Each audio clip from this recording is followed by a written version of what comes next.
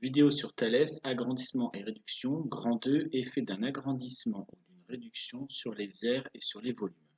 Grand A, agrandissement et réduction, effet, donc si on a un rappel sur les agrandissements et les réductions, quand on parle d'un agrandissement de rapport 2, ça veut dire que toutes les longueurs sont multipliées par 2. Si on fait un agrandissement de rapport 3, toutes les longueurs de cette figure sont multipliées par 3. Alors attention, il y a une erreur ici. On voit une réduction de rapport 2, ça n'est pas possible. On a dit dans la vidéo précédente qu'un rapport supérieur à 1 était forcément un agrandissement. Donc en fait ici c'est une erreur, c'est un rapport de 1,5, 0,5. En effet, pour passer de ce rectangle à celui-ci, on voit bien que les longueurs sont divisées par 2. Alors, que se passe-t-il sur les aires lorsqu'on agrandit une figure? Nous allons le voir à travers une petite activité. Alors, nous allons voir les effets d'un agrandissement ou d'une réduction sur les aires grâce à cette figure et ce tableau. Ici, j'ai un centre et j'ai un rectangle de base, le rectangle ABCD, qui a une aire de 3 cm². Donc, ce rectangle sera ma figure de base, son aire ne changera jamais. Maintenant, je vais procéder à des réductions de 0,5 et des agrandissements de rapport 2, 3, 4 et 5 pour voir ce qui se passe sur les aires. Alors bien sûr, si je fais une réduction, un agrandissement de rapport 0, il ne se passe rien, donc là, hop, ça ne nous intéresse pas. Si on s'intéresse à un rapport de 0,5, ici mon rapport de réduction, je vous rappelle qu'une réduction, le rapport est plus petit que 1, j'ai 0,5, on me dit que l'aire de A'B'C'D' est de 0,75. Bien sûr, si je mets un rapport de 1, l'aire de A'B'C' est identique. Nous avons vu dans les homothétiques, si le rapport vaut 1, les deux figures sont identiques. Si je mets un rapport de 2, l'aire de A'B'C' vaut 12. J'ai 12 ici. Si je mets un rapport de 3, mon aire vaut 27. Si je mets un rapport de 4, mon aire vaut 48. Si je mets un rapport de 5, mon aire vaut 75. Cela veut dire que quand mon rapport vaut 2, je m'aperçois ici que mon aire n'a pas été multiplié par 2, mais a été multiplié par 4. Ici, pour passer de 3 à 27, mon aire a été multiplié par 9. Pour passer de 3 à 48, mon aire a été multiplié par 16. Et de 3 à 75, mon aire a été multiplié par 25. On s'aperçoit que 25 et 5, 16 et 4, 9 et 3, 4 et 2 ont un lien.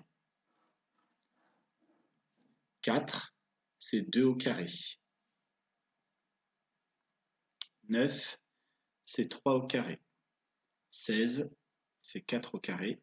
25, c'est 5 au carré. Cela voudrait dire que pour passer de l'aire d'une figure à l'aire de la figure agrandie, on a multiplié par le rapport au carré.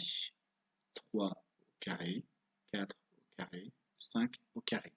Donc si mon aire de base vaut 3 et que je fais un agrandissement de rapport 4, je vais donc multiplier mes 3 cm² de ma figure de base par le rapport au carré. 4 x 4, 16. 3 x 16, 48. Ici, vérifions si ça fonctionne pour 1. En effet, si je multiplie par 1 au carré, ça fait 1. Mon aire est toujours de 3. 0,5 au carré est égal à 0,25. En effet, si je fais 3 fois 0,25, j'obtiens bien 0,75. C'est ce que me dit mon petit 1 R. J'ai pris ici l'exemple des rectangles. L'aire de ce rectangle 4 fois 1,5 est de 6 cm². L'aire de ce rectangle 3 fois 8, 24 cm². Ce rectangle a été agrandi par 2. Et pourtant, on s'aperçoit que pour passer de l'aire du petit à l'aire du grand, l'aire a été multipliée par 4. c'est normal. On vient juste de voir qu'on multiplie par le rapport au carré. Le rapport vaut 2, 2 au carré vaut 4. Donc pour passer de l'aire d'une figure à l'aire de la figure agrandie, on multiplie par le rapport au carré. On s'aperçoit que pour le cercle, c'est exactement la même chose. L'aire de ce cercle vaut pi cm², pi fois 1 au carré égale pi. L'aire de celui-ci qui est 3 fois plus grand vaut pi fois 3 au carré égale 9pi. Pour passer de 9pi à pi, on s'aperçoit qu'on a multiplié par 9, et 9, c'est le carré de 3.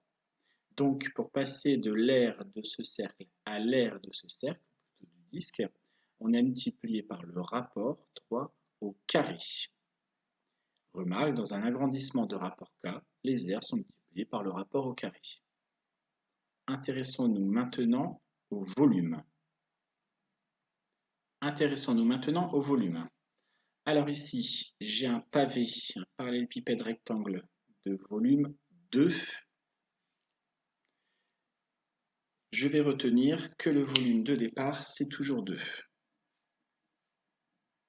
Mes dimensions sont AB égale 2, AD égale 1, AE égale 1. Alors bien sûr, si je réduis par 0, toutes mes longueurs vont être nulles et je n'aurai plus de volume. Si je multiplie, si je fais un agrandissement de rapport 2, mon pavé sera donc 2 fois plus grand. Si on enlève le 0,1, on aura donc une aire de 2 fois 2 fois 4, c'est-à-dire 16 cm². Je vais agrandir les longueurs de départ, c'est-à-dire celle-ci, par 3. Je veux donc 6, 3 et 3 comme longueur. 3 fois 3 par 6, j'enlève le petit 0,1 ici, et ça me donnera 54. Le volume est écrit là. Maintenant, je vais procéder à un agrandissement de rapport 4. Si je fais 4 fois 4, qui fait 16, 16 fois 8, j'obtiens sur ma calculatrice une longueur de 128.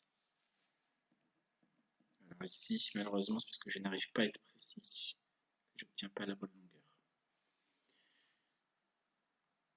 Cela veut donc dire, dans mon tableau, que pour passer de 2 à 16, j'ai multiplié par 8. De 2 à 54, j'ai multiplié par 27.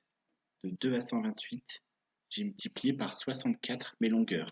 Entre ma figure de base et ma figure agrandie, ici agrandie par 2, ici agrandie par 3, ici agrandie par 4, mes longueurs ont été multipliées. Ça ne correspond pas au rapport et pourtant il y a un lien. En effet, 8, c'est 2 au cube.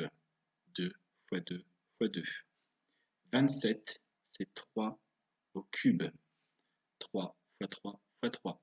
64, c'est 4 au cube. 4 fois 4 fois 4. Cela veut dire que pour passer du volume d'une figure au volume d'une figure agrandie ou réduite, on multiplie par le rapport au cube.